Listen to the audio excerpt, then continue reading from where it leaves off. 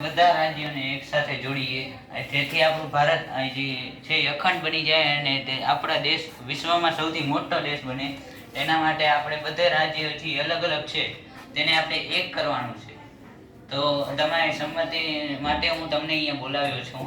તો તમે બધા વિચારો કે અખંડ ભારત થઈ જશે તો આપણો દેશનો વિકાસ કેટલો થશે, જે શું કહો છો તમે એ બોલો. કેટલા સંમત છો કે આપણું આ ભારત છે અખંડ ભારત બને, વિશ્વનો સૌથી મોટો દેશ બને?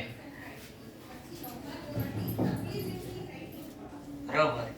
આટલા લોકો અખંડ ભારતમાં બનવા માટે સહેમત છે એ જાણીને બહુ ખુશી થઈ મને. તો આપ ના કેટલા પાડે છે એ કેવું? હા ભાઈ, તમે કેમ ના પાડો? આપણું આ અખંડ ભારત બને, આખા વિશ્વમાં સૌથી મોટો બને દેશ, એના માટે તમે શું કરવાના? મારે નથી જોડાવું, મારો પોતાનો દેશ બનાવવો છે અલગ.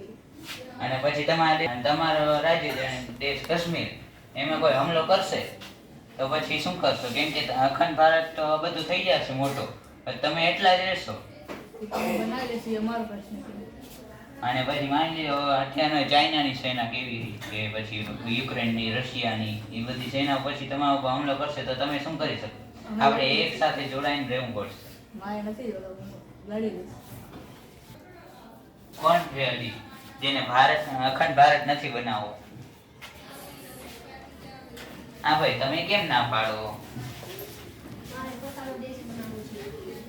અને જો આમને સમજાયો તમારા દેશ ઉપર હુમલો થયો, હથિયાર ન રહ્યો તો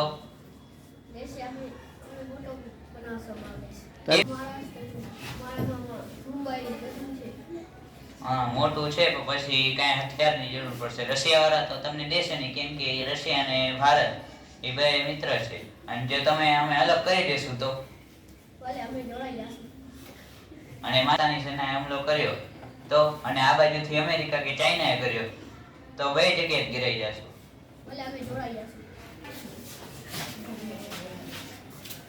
હવે કોણ છે જે અખંડ ભારતમાં જોડાવું નથી, આપણા દેશનો વિકાસ શું કરવા નથી કરવો? બોલો, કોણ છે જે નથી કરવાનું?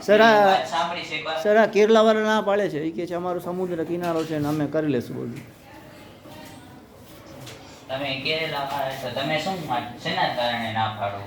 તમે તમારી ભાષા અલગ, અમારી ભાષા અલગ, તમે બોલો ને તમે અલગ બોલી, મારે કેમ ને ભાષામાં આવશે તમારી? આ અખંડ ભારત છે, એમાં અલગ અલગ ધર્મોના લોકો રહે છે, અલગ અલગ ભાષા. ગુજરાતમાં ગુજરાતી, બંગાળમાં બંગાળી, અને પછી કાશ્મીરમાં, પંજાબમાં પંજાબી, એ લોકોની અલગ ભાષા. એ લોકો અખંડ ભારતમાં જોડાવા માંગે, તમે કેમ નથી? અમે અમારો પોતે જ દેશ બનાવશું ને અમે બધા પોતે જ રહેશું. તમારા દેશ સમુદ્ર કિનારે છે અને એને હું પાછો કોઈ હુમલો કરી, જાણે કે શ્રીલંકા વાળા, તો ભલે કરે તો એમ લડી લેશું. લડી લેશો એ તો ઠીક છે, તો એ તમે સમજતા નથી, હું તમને નિરાતે સમજાવીશ. વાંધો જોડાઈ જાય.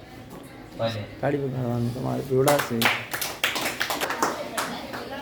આ અખંડ ભારત આપણો દેશ બનશે તો વિકાસ થશે, એ તમે સમજો તો જ થશે. તો કયો, તો હું તેમનો પ્રશ્ન સોલ્વ કરું. કોણ નથી?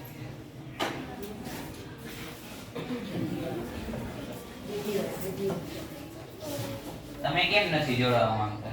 એ અમારી પર્સનલ મેટર છે, તમે તમારું કરી લો, અમે નોખા જ રહેશું.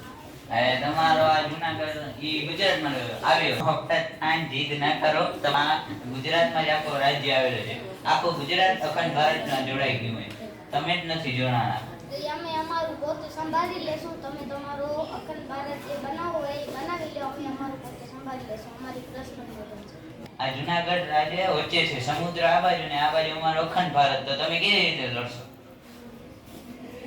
કઈ આઈડિયા તો કાંઈ નહીં, જ્યારે ત્યારે જોઈ જશે. તો અમે તમારા ઉપર એક હુમલો કરીને જોઈએ, જો તમે વિજય થાવ કે પરાજિત. જો પરાજિત થયા તો પછી તમે અખંડ ભારતમાં જોડાવવું પડશે. અમે જોડાઈ જશું.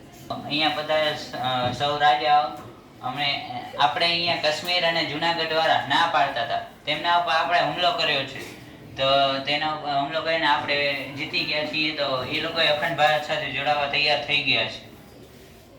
તો આપણો અખંડ ભારત બન્યો છે, તેના માટે હવે આપણે રાજ્યનું કરશું કે કયું રાજ્ય કેટલી સરહદ સુધી રહેશે તે આપણે નક્કી કરશું.